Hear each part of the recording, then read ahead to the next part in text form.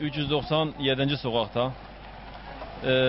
Altyapı olmadığından dolayı kendi imkanlarımızla havlunun içerisinde herhangi veya havlu dışında portatif çukurları kazmak zorunda kalmışız. O çukurlardan da her zaman korkuyoruz. Hani bir çocuk içine düşecek diye. Ondan sonra yazın toz dumandan çekiyoruz, kışın da çamurdan. Çamur olduğu için bazen çocuklarımızı okula göndermiyoruz.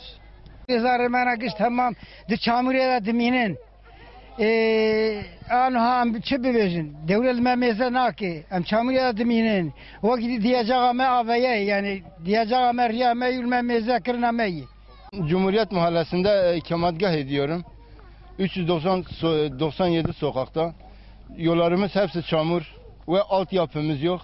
Ben fen memur işlerine gittim, dilekçe verdim. Herhangi dilekçenin cevabını alamadım. Altyapı için ben Şüskü Şube Müdürlüğü'ne gittim, Ceylanpınar'ına.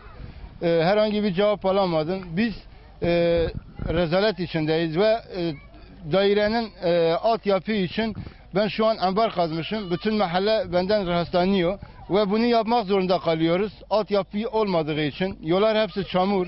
Çocuklarımız okula gidiyor, öğretmenler niçin üstü başınız kirli diyorlar ve geri eve gönderiyorlar. Biz yani perişan bir durumdayız. Ve bunu Şanlıurfa Belediye Başkanı'ndan ricamız bu yollarımızın hemen acilen yapılmasını istiyoruz biz.